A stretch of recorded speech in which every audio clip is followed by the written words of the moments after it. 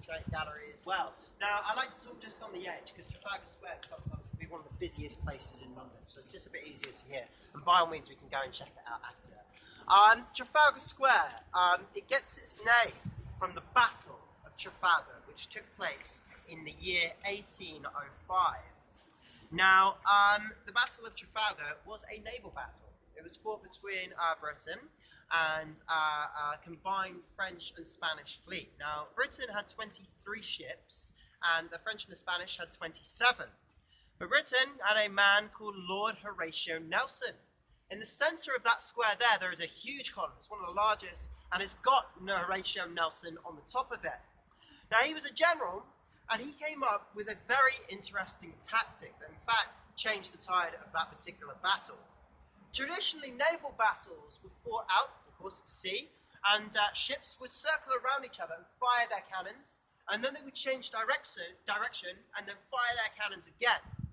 Now, Horatio Nelson thought to himself and thought, this is a bit long-winded, isn't it? So instead, what he decided to do was sail his ships directly through the middle and fire his cannons from both sides. Now, the French and the Spanish, they just didn't see it coming, and they pretty much obliterated the opposition.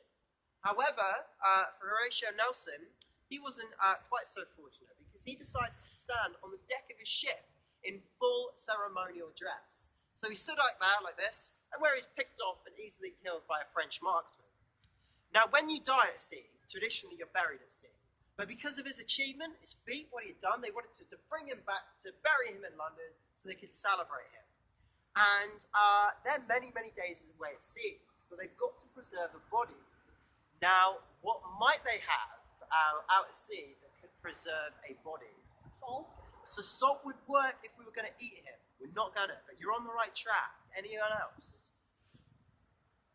Alcohol. A particular type of alcohol, rum or brandy. And they had barrels of the stuff because you see, rum would help with the monotony, being lost away, days at sea would help with the sailors, and brandy would be more for the naval officers. So that's in fact what they used, a great big casket of brandy, and they put him in there and they sealed him up. Now they got him back to London, and they opened up this barrel, only to discover that about half of the contents had been drunk. So of course that means that sailors had been helping themselves to some Nelson flavoured rum or brandy. Delicious. Well, what we don't know is whether they had no idea and just thought that they were having a casual drink, or whether they truly believed that they were drinking it to gain the spirit of Nelson and gain his spirit in battle. That bit we will never know. Now, Trafalgar Square today, there's other statues dotted around the outside as well, as before. My favourite one is at the top left, because that changes regularly. It's a different piece of artwork.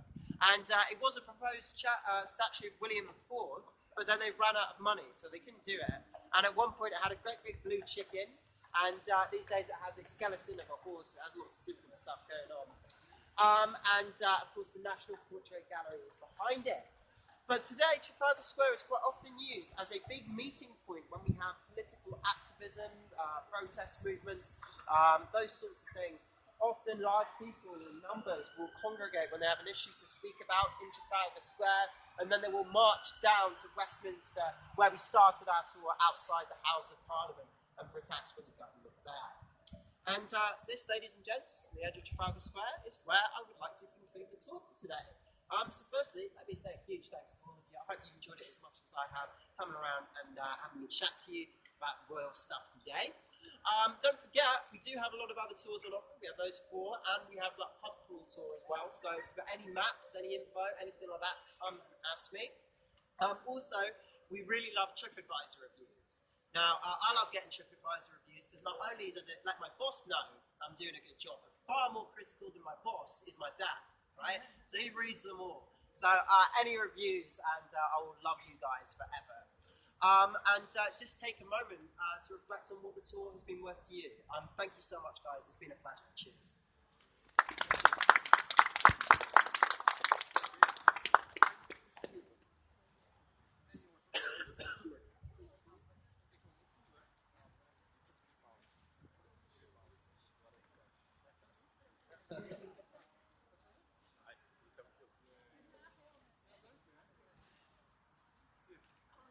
Ja,